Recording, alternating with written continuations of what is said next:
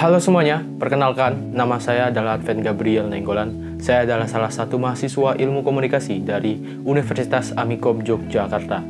Asal daerah saya adalah Kalimantan Barat, dan usia saya sekarang adalah 19 tahun.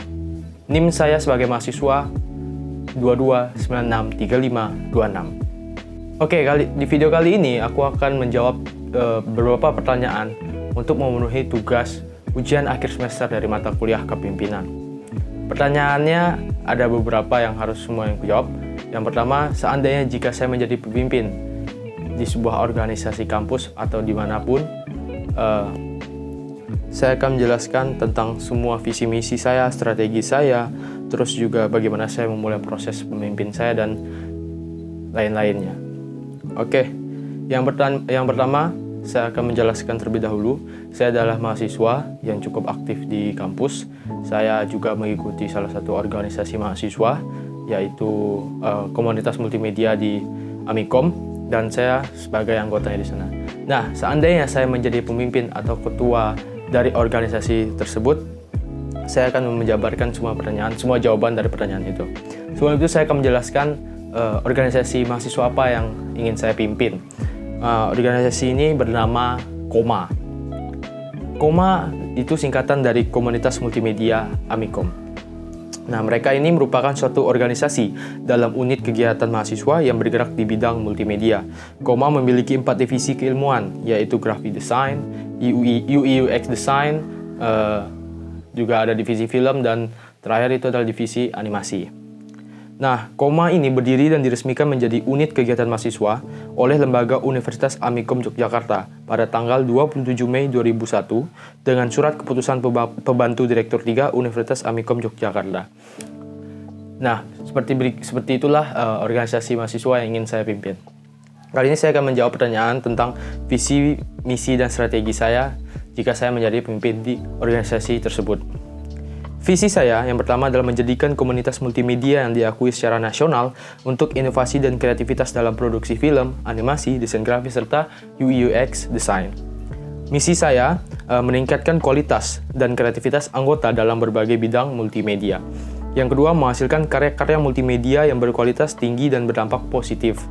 Lalu yang ketiga, membangun jejaring profesional di industri multimedia. Lalu yang keempat, menyediakan platform bagi anggota untuk terus berkembang dan berkolaborasi. Itu adalah visi dan misi saya. Berikut adalah strategi saya jika saya memimpin organisasi ini.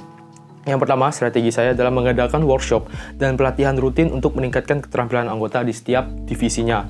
Lalu membentuk tim proyek lintas divisi untuk kolaborasi dalam pembuatan karya-karya multimedia.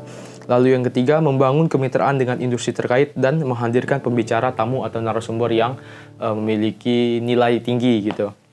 Lalu yang keempat, menerapkan sistem penghargaan untuk mendorong prestasi anggota-anggota yang ada di organisasi ini. Lalu yang kelima, mengembangkan media online dan offline untuk mempromosikan karya anggota gitu. Setelah itu, bagaimana saya memulai proses pemimpin saya?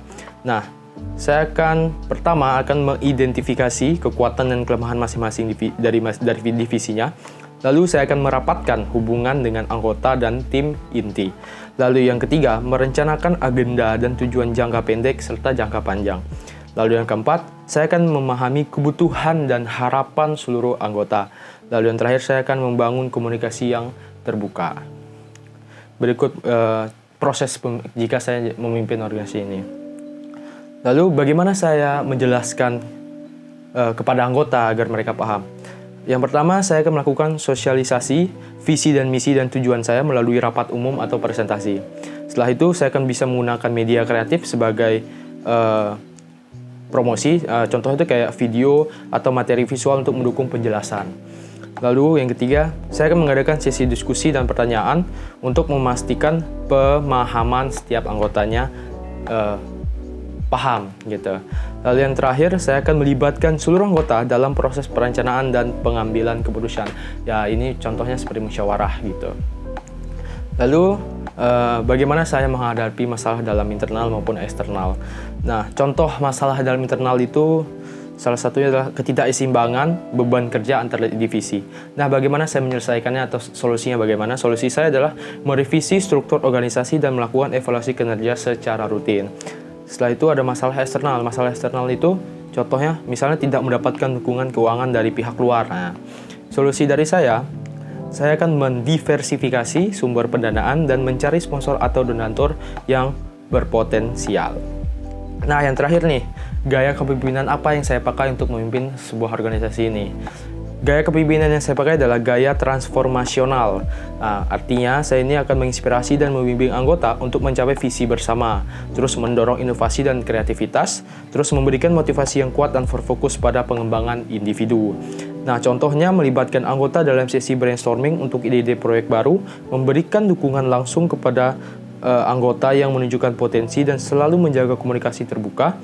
Nah, gaya ini juga saya pilih karena dalam bidang multimedia, inovasi dan kreativitas itu sangatlah penting, teman-teman. Dan melibatkan serta memberdayakan anggota dapat meningkatkan produktivitas dan semangat kerja. Oke. Mungkin sudah saya jawab semuanya sesuai dari pertanyaan-pertanyaan ini. Mungkin video yang hanya sampai di sini. Saya minta maaf jika ada kata-kata yang tidak enak atau tidak sopan di kalian lihat atau kalian dengar. Saya mengucapkan terima kasih karena sudah menonton video ini. Saya Advent Gabriel Nenggolan, turut undur diri. Dadah.